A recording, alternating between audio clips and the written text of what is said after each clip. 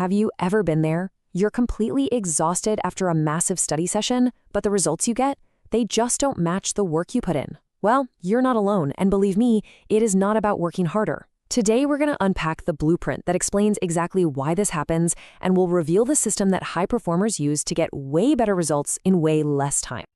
I mean, this right here is a painfully familiar story, isn't it? You put in 15 grueling hours. Your friend, meanwhile, puts in maybe 3. But they're the one who walks away with a 97% and you're left staring at a failing grade. The difference here? It's not about intelligence. It's all about strategy. You've fallen for a trap that keeps millions of people from ever seeing the results they actually deserve. And yeah, that trap has a name. It's called the effort illusion. It's this idea we all have that the amount of time you pour into something should directly equal the results you get out. But as we just saw, that math just doesn't add up. The highest achievers out there know that the clock is probably the worst way to measure learning. And this is the fundamental mindset shift. Most students are focused on the input, how many hours they sat in a chair. But the top performers, they focus on the output, what they can actually remember and use without looking at their notes. That ability to recall information on demand, that's the only thing that really matters. Okay, so how do we make that shift from focusing on input to focusing on output? Well, it actually starts before you even crack open a book.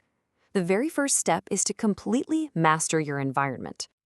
Now, that quote might sound a little extreme, but it gets at a really crucial truth. Our attention is under constant attack, and the main culprit is that device sitting in our pocket. We are literally fighting against systems that were engineered to keep us hooked. And in that kind of battle, willpower alone is just not going to cut it. And this right here is the whole game plan. Stop trying to win a battle of willpower that you are basically set up to lose. The smarter move? Design an environment where that battle never even has to happen. Success is all about preparation, not just pushing through. So let's get practical. Here are 3 steps that are just non-negotiable. First, the phone funeral. And this isn't just about avoiding texts.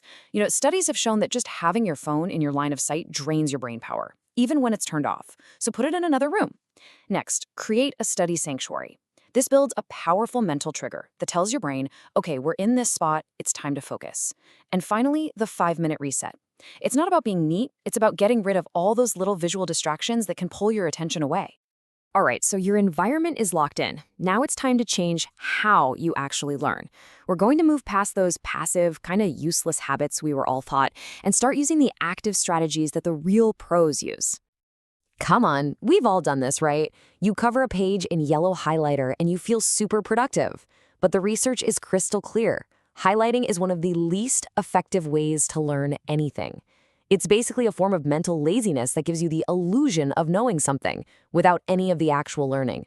So seriously, put the highlighter down, which leads us to a really important question. Highlighting feels good, sure, but it doesn't prove you understand anything. So how can you be sure you've actually absorbed the material? Well, the answer is our first big technique. This is what I call the mirror method, and it's a super simple way to force your brain into active recall. See, reading is passive, but the moment you close the book and have to pull that information from your own memory to explain it out loud, that's when you're actually rewiring your brain. That's real learning. And the mirror doesn't lie. If you're stumbling and can't explain it simply, you know you have to go back. Okay, now let's add 2 more powerful techniques.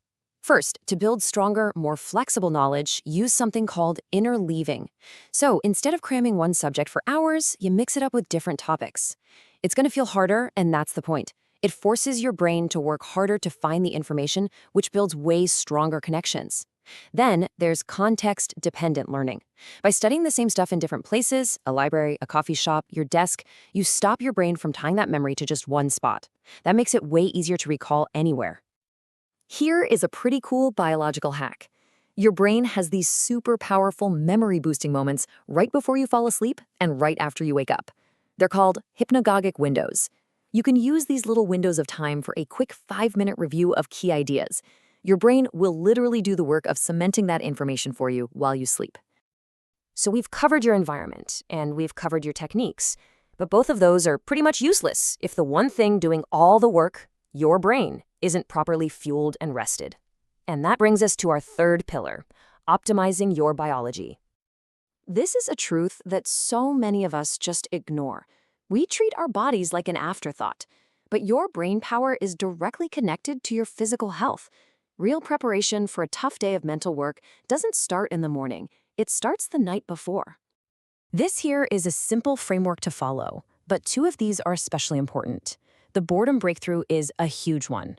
When you feel your brain turning to mush, your first instinct is to grab your phone, right? For that quick dopamine hit. Instead, try just sitting in silence for 10 minutes. It allows a part of your brain to activate that's crucial for creativity and solving problems. And then, owning that first hour of the morning. No phone, just hydrate and get to your most important task. You protect your best energy before the day's chaos can steal it. Okay, we have the environment, the techniques, and the biology. But there's one final hurdle that stops most people cold, and it's all about the difference between feeling ready and actually doing the work. And here it is. Motivation addiction. You know that feeling, right? You watch an inspiring video, you read a great article, and you get that rush of, yes, I can do this. And then you do absolutely nothing. The feeling itself becomes the reward, and it traps you in a cycle where you're always consuming but never actually creating. This quote just hits at home, doesn't it? The discomfort of doing the work right now, it's temporary, it's light, but the weight of looking back years from now, knowing you didn't even try, that is a burden that can last a lifetime. So how do you break out of that cycle? You forget motivation. Just forget it. Don't wait until you feel like working. You start ridiculously small. Commit to just 15 minutes. That is the only thing you need to do right now. Getting that one small win is what builds momentum. And it's momentum, not motivation, that creates real, lasting change. Look, everything we've talked about today was meant to be a catalyst, not just more content for you to consume.